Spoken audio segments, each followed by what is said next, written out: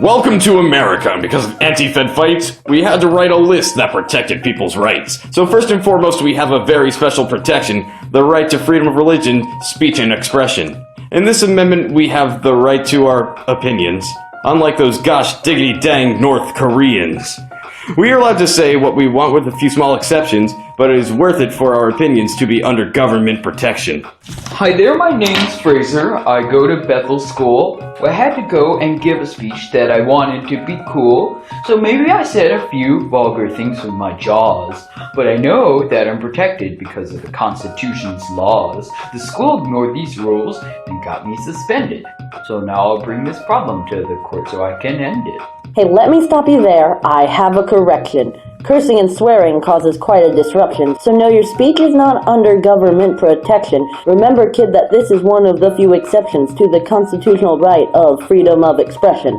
Now another little right that is quite a little charm is the constitutional right for us to bear arms. I prefer to call them my little freedom launchers, but others find them to be the source of corruption. We can keep these guns and shoot little buggers, yet try to take them from me, you dirty tree hugger. As a kid, I was never one to like to have people stay over, and the government agrees they can't make you give them cover. You see, this is all because of a special little act that lets soldiers sleep in your house, and you could not react. But now that we are the USA, we don't have that anymore. We are too busy fighting far away in a Middle Eastern war. In the Great Amendment 4, we are safer than ever, because the government can't search us unless they are clever. To get a chance to go in your house without consent, you have to get a warrant from the court of your district. Hello there, I'm an officer. I'd like to come inside. So you better let me in, unless you have something to hide. Well, anyways, my pals and I got an anonymous clue that there's an illegal gambling and that the ringleader is you. So maybe I don't have a court-ordered warrant, but protecting the law should be far more important. So you entered the house and thought that that would be okay? And who gave you the tip?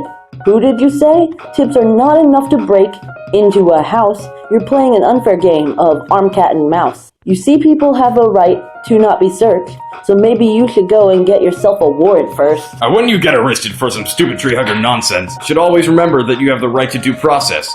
No one can take your toys, and you don't have to talk. Not like anyone would listen to all of your hippie gawk. Hello, my name is Mr. Miranda, and I have a confession. I was arrested and not informed of my violation. Now, how is this fair, and how is this acceptable? I don't even know that I did anything illegal. So, Mr. Judge, can you stop all of these things? Because I swear I had no part in this kidnapping! So I hear there was some evidence tying you to the crime, but I think that's a matter of catching you at a bad time. The fact they didn't tell you doesn't sound justified. If that's okay, then people could be arrested for lies. So maybe we need to tell you of your conviction before any officers can take any action. Well, now, Mr. Miranda, you are free to live your life, and before you are arrested, cops need to read you your rights. Now, once you're arrested for some stupid tree hugger lies, the court has to follow rules so that you can be tried. They'll make it go quick, let you get witnesses, and give you a liar. Sorry, I meant that they'll give you a lawyer. Greetings, I am Gideon. I got myself in quite a pickle. You see, I broke the law. I was put on trial. So when I got into the courtroom, I did not have an attorney. I asked the court to get me one, but they said that's for capital only. Well, I should have had one, and this rude case of denial violates my right to a fair legal trial.